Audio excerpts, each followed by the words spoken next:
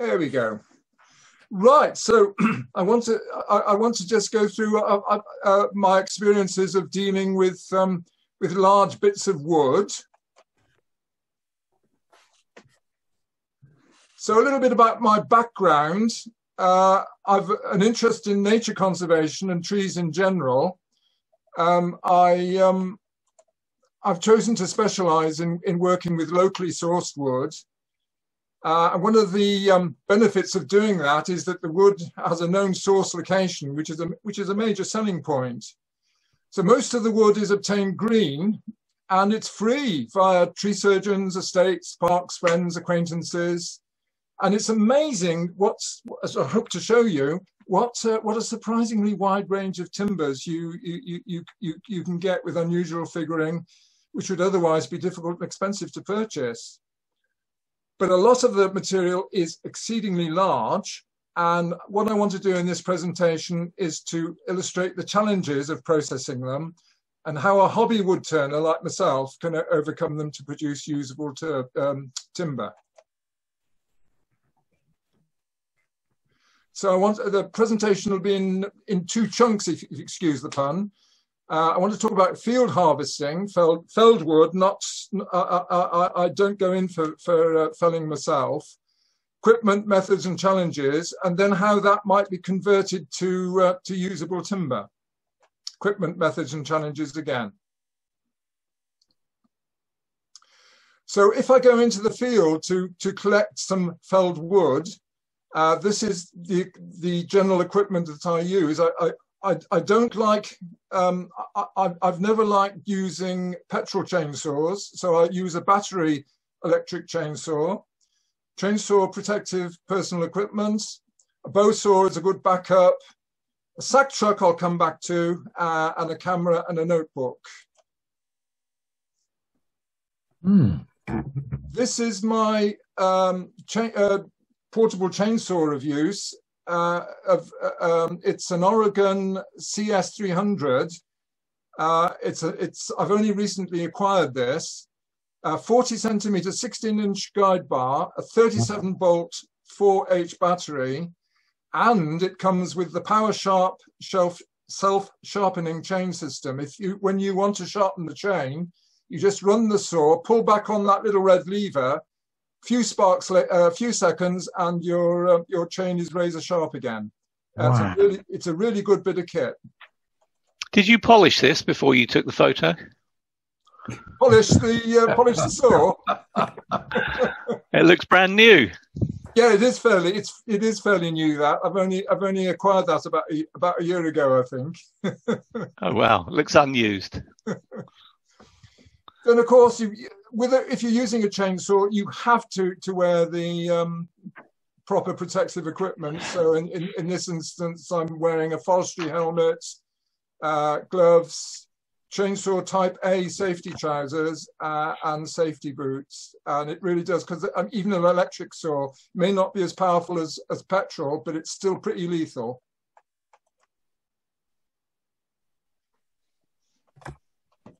Oh. And then as a backup, a good old-fashioned bow saw. And then you might be wondering why I've included a sack truck. But they are incredibly useful bits of kit. They fit inside a car boot, and bearing in mind that freshly felled wood is incredibly heavy, they're really very good at, you can get them underneath a big trunk of wood, and wheel them to your and then wheel them to your car, especially if you use to secure them, if you use one of these ratchet straps.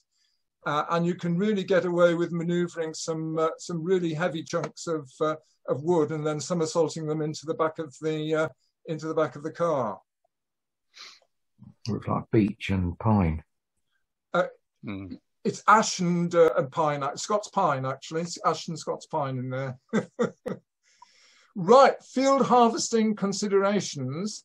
If you're collecting in a managed woodland, estate or park, always ensure you have permission to take the felled wood. So, some owners are really hot on that. As a hobby woodworker, I collect felled wood and never attempt felling of living trees, which would entail extra authorization and certainly require skills I don't possess. It's very risky work. If at all possible, establish when the wood was felled, as this will give a good idea of how much seasoning is needed. And I find it's best to select only identified wood, as it has a bearing on how it should be processed and also the seasoning time.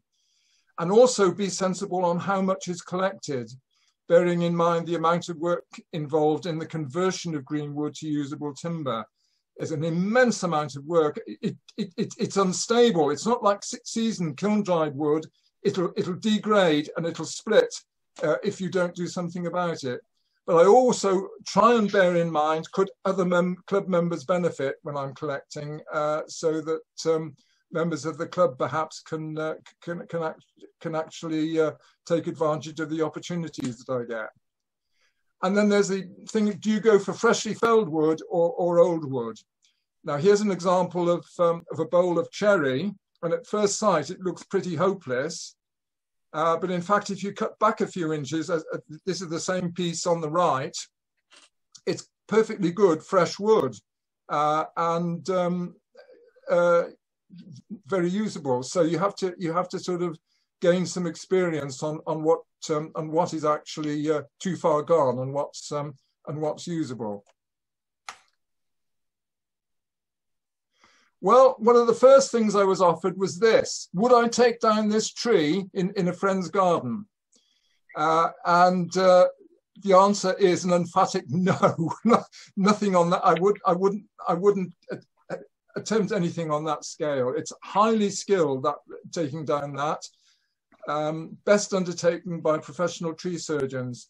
And in fact, talking to the tree surgeons, they were really more than keen in selecting wood which was not decayed. And you can see some of the results on the right there. The raw wood I got, the rough turned, and then an example of what it ended up like. And is that oak? Yeah, that's oak. Oak. Yeah.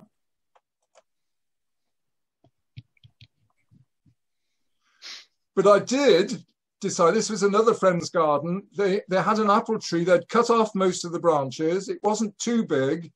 And I thought, okay, it's an electric chainsaw. It's not really designed for cutting on this scale, but I thought I could manage that.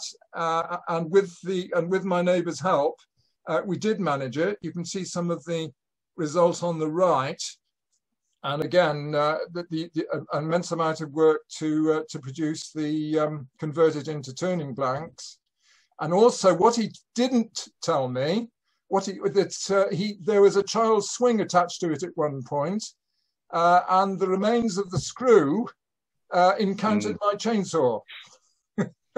So a metal detector is sometimes a good idea in that sort of circumstance as well. Run it across before you actually try and cut the wood. Good idea. Well, this was fantastic. This was we had a neighbour when I was living in Northumberland who owned a garden centre, and he had a cherry plantation, and then he decided he could make more money by felling the cherries and converting to growing Christmas trees. So he said, oh yeah, you can come up, just help yourself, take as much as you want. There's some cherry plus some decent maple. Most of it's cherry. There's some big maple chunks there. And the rest was going to go for firewood. And again, this is an instance where you should think about any friends or your club and collect for them as much as you collect for yourself. And do remember not to be too ambitious and take too much, because the amount of post-collection processing before you get you finish up with usable wood is quite considerable. Mm. That's just an example that was of something that I made from some of that cherry. Beautiful wood. This is nice. Yeah, it is. I like cherry. Going on from that, chatting to the tree surgeon who felled that cherry plantation resulted in a week or so later in the gift of this yew, and it was that was that was a nice bonus from that particular harvesting. So this was up in Northumberland, and here's some of that yew. It's work in progress on I'm making a bowl. It was beautiful wood, absolutely stunning.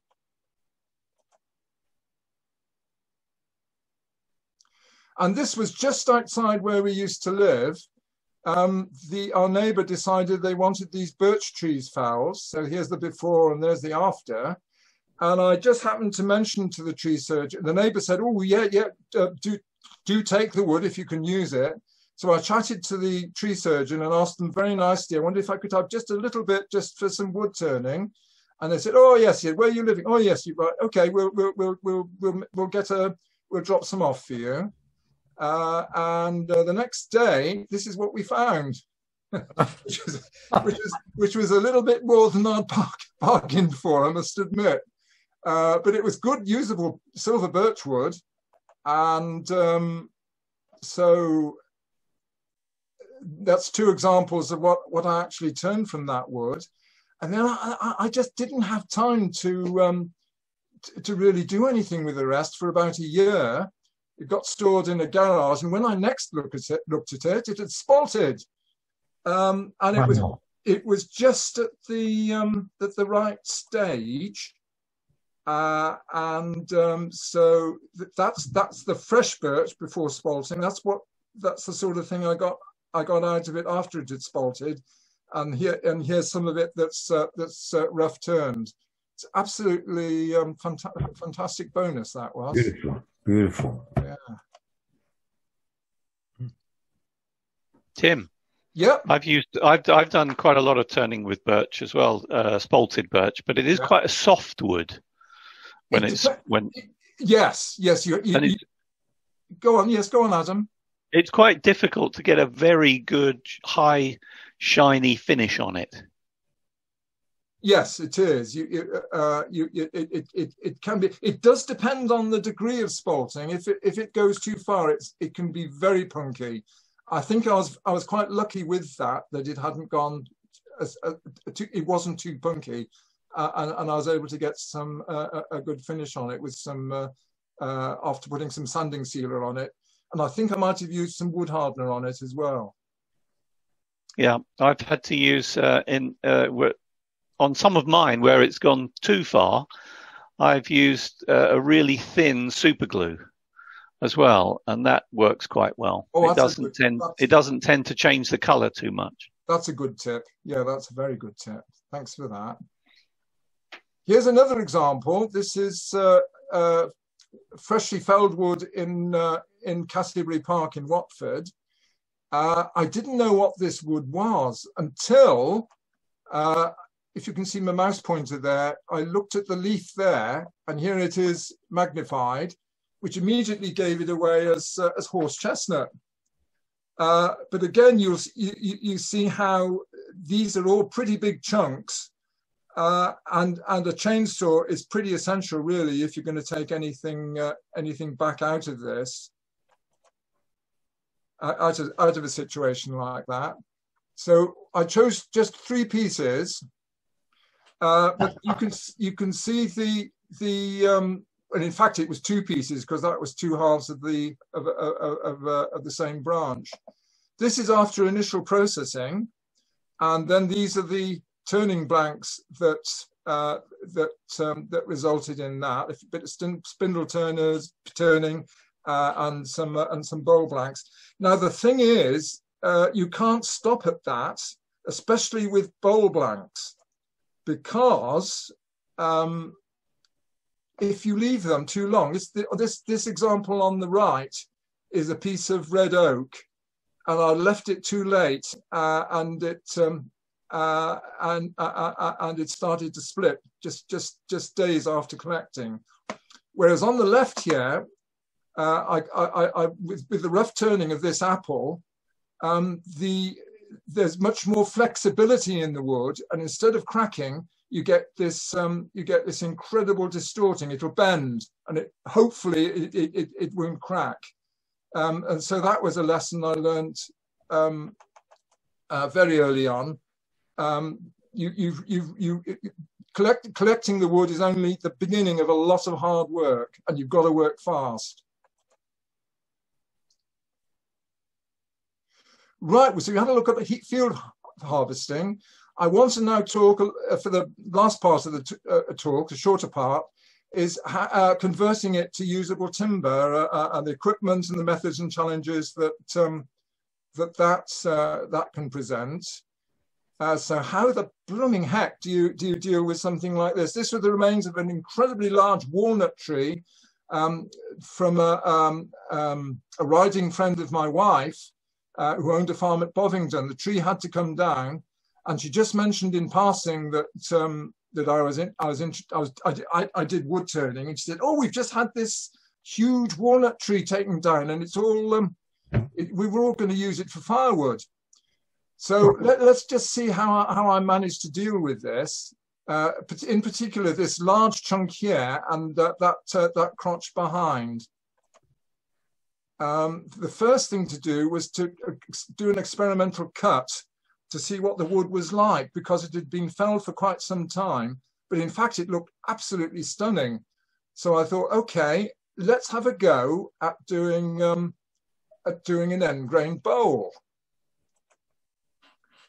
So there we go, rough cut with the chainsaw, mounted on the lathe, and so here we go with that. That was quite challenging, to say the least. Yeah. And so this is what I ended up with. I cored it with a bowl saver to get as much of the to save as much of the wood as I could. Now the important thing here is, when you reach this stage, don't finish it immediately, because if you do, the wood will still contain a lot of water, and it will it'll move, it'll warp. So what I always do with wood sourced like this, I weigh the turnings, and I weigh them on a weekly basis, just using ordinary digital scales, and wait until the weight is not changing, or it's just fluctuating with variations in relative humidity, and then I know it's safe to continue to finish. And that's a really good piece of, well, I've saved, I've got a lot of turnings that have prospered through doing that. Anyway, that's the finished mother bowl from that wood. So it was really quite a successful operation. Okay, a little bit more about chainsaws. As I say, I don't deal with, I don't have anything to do with petrol chainsaws. And one of the reasons I don't is because I'm a hobby wood turner. All processing is done in my back garden. And if running a petrol-driven chainsaw with fumes and noise is not the best things to make friends with neighbors. So I do swear by electric, or swear at actually sometimes as well, electric chainsaws. The first one I got was this Bosch. Before I move on to talking about them, what I would emphasize is, do get the proper personal equipment. I mean, I mentioned that before, but it is so important. And also get some training. I had a day's training from a professional tree surgeon, qualified, and it really does. It makes a hell of a difference. It gives you a little bit more confidence, and you get to know the dangers and pitfalls of using a chainsaw. So this is the first one I started off with, 40 centimeter, 16-inch blade on that. Uses 0.043 gauge chain, standard Oregon chain. So you can get replacements, you can sharpen it. It's absolutely fine, and that was a good buy. More recently, I've purchased this Oregon CS 1500, and that is I found a really first-rate machine. It's very powerful at 2.4 kilowatts. It's got an 18-inch blade. and it comes fitted with the power sharp chain, which is good. So again, you when the chain gets blunt, you pull the little red lever there, and your chain is sharpened again in seconds. The other benefit of that is that the saw will take any standard low pro chain. You can use ripping chain or whatever. But I think the power sharp chain is brilliant. Tim, I have that exact one at home, and it's the second one I've owned, and I would recommend it too if anybody is thinking of going in that direction. Yep. Yeah. In this lower photograph, I've actually fitted the saw with a longer chain, with a longer guide bar, and I wouldn't normally do that. But I was talking to an expert, somebody called Rob Dyer at Chainsaw Bars, and he said it would be quite good on that saw to actually be able to do that. So that's using the reason you can get away with that is because normally the saws are built for a certain type of chain, and the size of the guide bar and the power are precisely geared, and the safety as well, to that size of bar and the type of chain. But in this instance, the chain is thinner than on the default. You just have to change the chain drive sprocket, and you can get away with just a few extra inches. Now, the only reason I actually did that was so I could use the saw in a chainsaw mill, and I'll come on to that just a little in a couple of minutes' time. But I find that the normal bar is more than adequate for day-to-day cutting.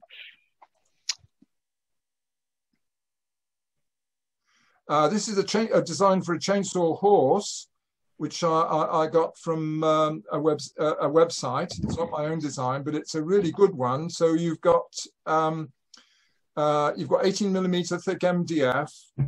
It's held together with 12mm threaded rods, nuts and bolts, and then the steel, just in case there's a danger of the saw coming in contact with the threaded rod. You use plastic waste pipe as to give you some sort of protection. So here it is mounted on a piece of cherry mounted on the chainsaw on the horse, ready for processing. And that's that instance. And you can also use it for here. Going back to that walnut, I've positioned this walnut crotch on the horse, so I can, with a little bit of skill and careful cutting with the chainsaw. It revealed this beautiful figuring when it was sliced in half, and that's one of the end results from one of those halves of from that walnut crotch. Look at that, brilliant. Bandsaws. Nice. Bandsaws now. After chainsaw trimming, you can do a lot with a bandsaw if you've got one, and it obviously depends on the size of your workshop. My workshop is very tiny, and the biggest chainsaw I could get was this Record Power BS 300. That's I think it's a good size for a small workshop. It's done sterling service. It's got about 7.5 inches depth of cut, 12 inches throat, that's a distance across, and very useful for a workshop. It's on casters, so you can move it out of the way when you're not using it. And obviously for a wood turner, the main use is cutting out a bowl blank. Here's a blank of horse chestnut, which is just being, I'm just in the middle of cutting out there. And of course, you can make a whole range of jigs. These are great fun to make. Here's a jig for cutting longitudinally, and again, in this case, it's a crotch of home oak, and you can see that it's quite efficient at at holding the wood so that you can get a cut like that. And here's one of those halves, the finished result. I quite like for home oak. It's a very attractive wood.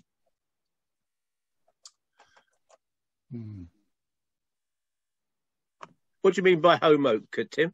Home. HOLME, or holly oaks is an evergreen oak. You find it a lot in the Mediterranean, but it's planted a lot in parks and estates in the UK as well. And this is my cross-cutting jig. You never do cylindrical, especially small cylindrical pieces. Never cut them freehand on a bandsaw. It'll be pulled into the saw, and it'll damage the blade, and you risk personal injury as well.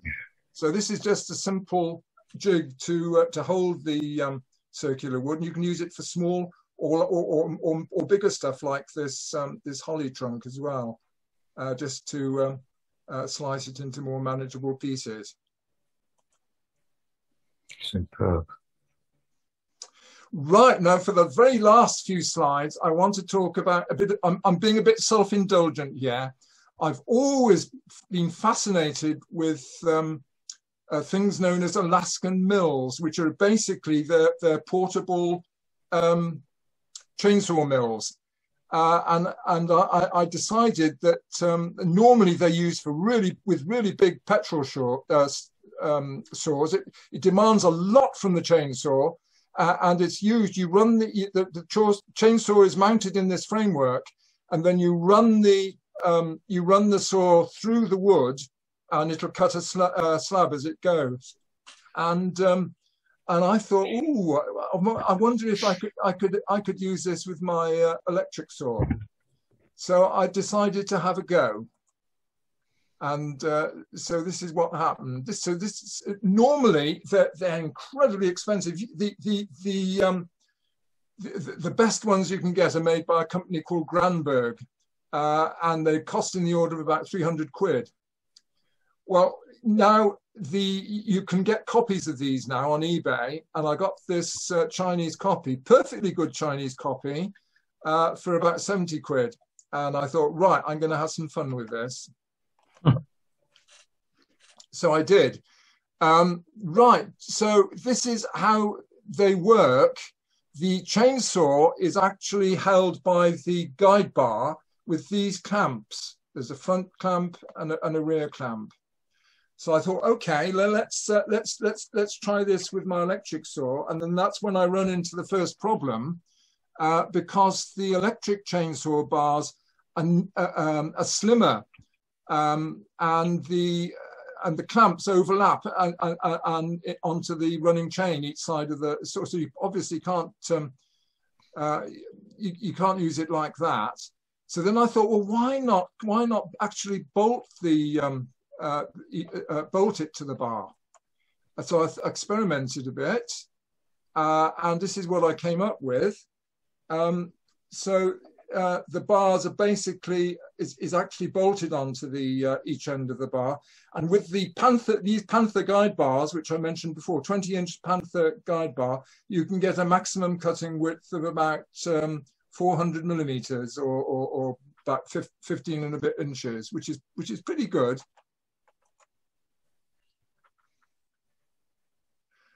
So success. This is using the original guide bar on the as supplied on the saw, and here it is.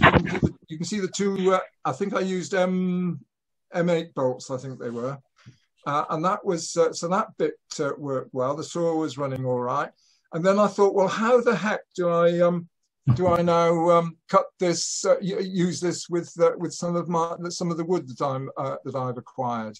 So I designed this jig. It's very portable because I haven't got much room. I can't do this in the workshop. It's got to be dismantled. It's got to be stored. So the whole thing is based on two workmates, and then a wooden framework, and then you actually have two rails, and the chainsaw mill is actually mounted on the carriage, which runs along these two rails. You use some furniture casters underneath, and you can just adjust the depth of cut there with these two arms, so you can get slices quite nicely. And I thought, well, this should work. And then you've got to make sure that the wood is attached securely at each end as well. And the other thing you've got to bear in mind is to get sufficient chainsaw oil down into the bar. And I didn't think that the amount of oil getting to the bar with the conventional oil pump on the electric saw was sufficient. So I actually built in an auxiliary feed onto that. So much for the design. And this is the reality, and it oh God, yeah, it certainly works. Here's some here I've been milling some horse chestnut. So I've put the thing up in my garden, and you run it along. Here's the auxiliary oil field up, all the feed up there, and then you can run it, adjust the depth and slice. So I'll just finish up now, just by showing you what you can be achieved with these. Here's some apple wood that was milled from an old piece of apple from a friend in Sussex, from their garden. Here's some horse chestnut, and you can see how you can mill it into usable slabs in cross section here. And then this is this is a different view. The main photograph is a different view of the sweet chestnut. Here's some yew that's been processed in the same way, and again on the left there you can see how it's been processed, and it's a really good way of processing wood. You can then put that on the bandsaw and make it into whatever you want to. Well, I think that might be the last slide. It is the last slide. So I'll stop the share and we'll go back and to everybody. There you go. I think it's a fantastic piece of kit. It's very useful, I have to say. What I'd like to do, actually, I'd like to make it. I think it would be really nice to make it available to members of the club. If any club members do get large pieces of wood and they can't cope with them, or they'd like them sliced, then I'd be very happy to help out. Very kind, very good. Very enjoyable, Tim. Thank you very much. Very good. Very well. Can I take my camera? Will it work? Just outside the window here. Oh yeah, got that. Hang on, Alan, I'll just spotlight you. A little bit. Hang on a minute. Spotlight for everyone. Here we go. There we go. Right, yep. Whoa. It happens to be just here, and there's one. There's some more just round the corner there. But I find it really, really hard to say no when people get to know, like we all do, I guess, that you're woodturners, so it's very hard to say no when they say, do you fancy a little bit of wood that's going to? So I always say yes, but and I must admit I took what you said early on to heart, and not to take too much on, and I think sometimes I do tend to do that. I take more wood on than I really can process. And the other thing you said early on, which is absolutely true, it is bally heavy. And I think one of the limitations that I have when I'm dealing with these things is that physically I find them ever so hard to manipulate. But I have got wood there, and but I'd be happy for that to go to club members, really, because I don't know when you stopped hearing me, but I've probably got more wood than I can turn in my lifetime already. And I find it very hard to say no when other people come. So, yeah. You're a woodturner. Well, my wife calls me a wood collector. Oh, yeah. Yeah. But I think the other members are going to be really interested in both presentations, to be honest. So I'm looking forward to putting a lot of that information from both presentations into the newsletter, because I think it's been a really, really useful and interesting evening. I really do. So thank you. Oh, thanks for that, Alan. Yeah. Tim, do you think you could sort of bring some of that into the live club situation? I know it was fairly noisy, but I mean, if people brought some chunks along, and you could show some of the problems and issues, how you dealt with it, because your presentation was excellent. But Yeah. I do deal a lot with the wood myself, and I do have these issues about the fact that you collect quite a lot, and then you can't cope with it. You leave it, it splits, and you think, oh, why did I bother anyway? You put all that work in getting it, and then you didn't have enough time at the end to finish it off. That's half the trouble, isn't it? It certainly is. That's certainly a problem I've got. Yeah, it's really hard to say no. But I think the point is that it's unstable wood. It's not like seasoned wood. It'll just start splitting and degrading, or go mouldy, or get fungus, or yeah. That's right. Yeah. Tim, you didn't say anything about sealing the wood at all. Yes. What I usually do is, if I get some logs, I usually seal the ends straight away, or as soon as I can, and I usually do it with hot paraffin wax, because I find that I don't like using the PVC; it's so sticky. So if the log is not more than about a foot in diameter, I sort of dip the end into a pan of molten wax, and that then stops it cracking, and you can keep it for a long while like that. The other way is to just put them in plastic bags. Somebody gave me some 4 very big logs of black bean, which was absolutely wet, soaking wet, and I couldn't use it, so I put it in wrapped up solidly in plastic bags. About a year later, I got it out, and it was just as fresh as when it went in. It hadn't spaltered; it was in perfect condition, hadn't cracked. It was absolutely as new. So I think if you've got wood which you can't handle and deal with, and you're afraid of cracking, just put it in a plastic bag. It will keep beautifully. Failing that, wax the ends. That's interesting. Yeah, I do that. I have had a bit of problems with them going mouldy, and I've had terrible mold problems.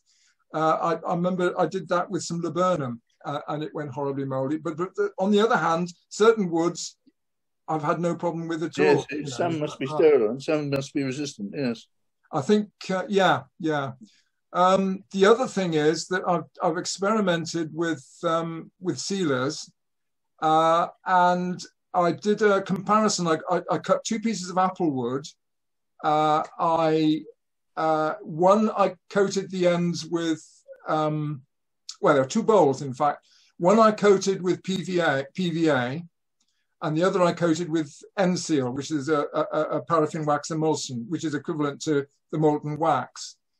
And it was interesting. The PVA was absolutely useless, but the N-Seal, the paraffin wax, was brilliant.